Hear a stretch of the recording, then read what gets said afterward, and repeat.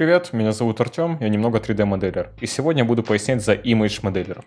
За существование этого ролика с отдельной благодарностью Rome Motion Life. Я давно уже хотел сделать подобное видео, но все никак не было повода его записать. В видео я объясню все максимально кратко, ссылаясь как на свой опыт и видео, так и на видео более опытных авторов на YouTube, ссылки на которых я оставлю в описании. Итак, что такое этот ваш Image Modeler? Это программа, которая позволяет на основе ваших прикрепленных фотографий повторить параметры перспективы камеры, на которой была снята фотка, для дальнейшей конвертации их в виртуальную камеру, с помощью которой вы уже будете воплощать свои референсы в модельку. Зачем он нужен? Удобство. Это в первую очередь оно. Потратив 1 час на то, чтобы настроить калибровку, вы лишаете себя от нужды в глазомере и переживаниях о том, что ваш чертеж где-то не сойдется в каком-то моменте, ну и подобных ситуациях. При моделировании автомобилей это must-have программа, похуй кто вы. Просто автолюбитель-визуализатор или человек, делающий машины под геймдев. Image Modeler — это удержание родных пропорций и размеров автомобиля или любого другого объекта. Это максимальное сходство с реальным прототипом, чего чаще всего не дают бесплатные чертежи, ибо они просто пережаты и перекачаны 1000 раз. Вы можете найти хорошие ровные чертежи, но я считаю, они все равно не будут лучше Image Modeler по причине отсутствия дополнительных ракурсов. Чтобы сделать калибровку в Image Modeler, достаточно просто найти фотосет любого объекта с нескольких ракурсов, желательно с одной и той же камеры с одним и тем же фовом, этой самой камеры. Так, например, при моделировании автомобиля можно найти референсы на одну его сторону, а после просто подзеркалить ее. По сути, для вас, как и для программы, никакой разницы нет, машины все равно симметричны, как и любые подобные объекты. Поэтому можете не париться на этот счет и использовать этот костыль спокойно. Заимев фотосет, мы меняем им нумерацию в названиях фотографий. Это должно быть не 1, 2, 3, а 11, 12, 13.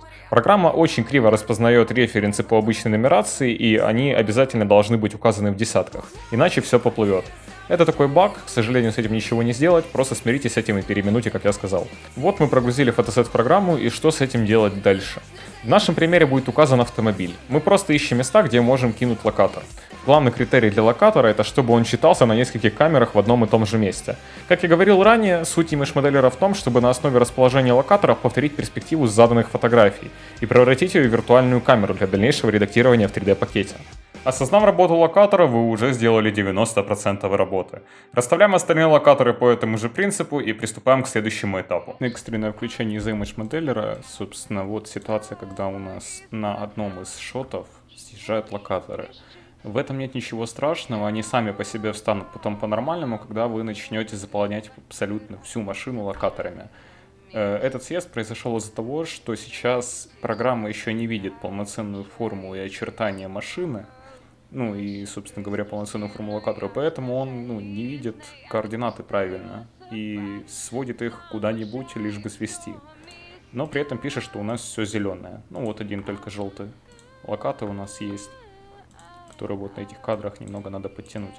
Опять же, я сильно не зацикливаюсь вначале над тем, как здесь расположены локаторы, я имею в виду, как они располагаются в этом списке, потому что когда их будет появляться намного больше, то они постоянно будут меняться. И просто важно держать форму симметрично, и чтобы они как можно больше были зелеными и наименьшее количество проблем создавали. Потому что у меня возникали ситуации, когда я просто условно на вот этой стороне вот здесь ставил маркер, заполнял эту всю дверь, и с этой стороны заполнял эту всю дверь, но забывал поставить вот здесь маркер. И из-за этого у меня неправильно прорисовывалась форма машины, вернее калибровка, и, соответственно, все плыло.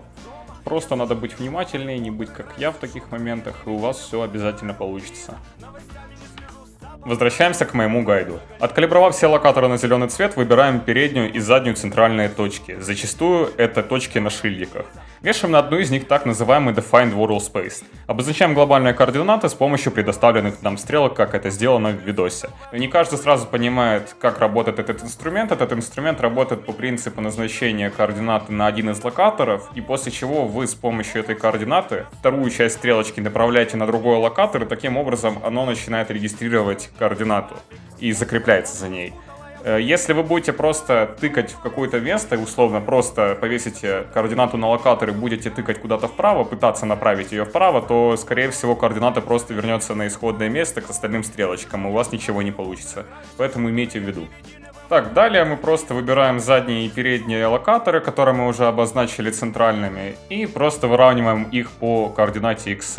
Задаем констрейны на парных локаторах. Это те, что расположены зеркально на обеих частях автомобиля или любого другого объекта. Применяем к этим локаторам координаты Y и Z. После этого находим размеры объекта в интернете. Если это автомобиль, то гуглим его ширину колесной базы. Выбираем локаторы на колесах, расчехляем нашу линейку и задаем размер, который мы нашли в интернете. Иногда Image может навести суеты и не давать вам вставить запятую или точку.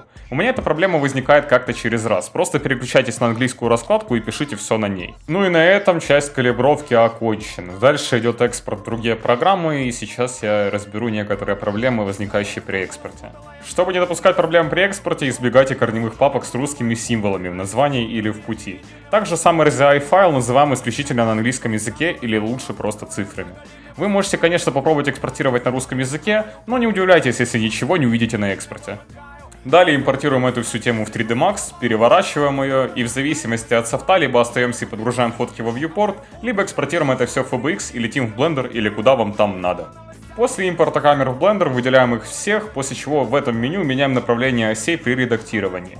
Ставим локальные оси и после этого поворачиваем все камеры на 180 по нужной нам координате. Просто методом тыка ищем нужные, пока в камере не увидите локаторы.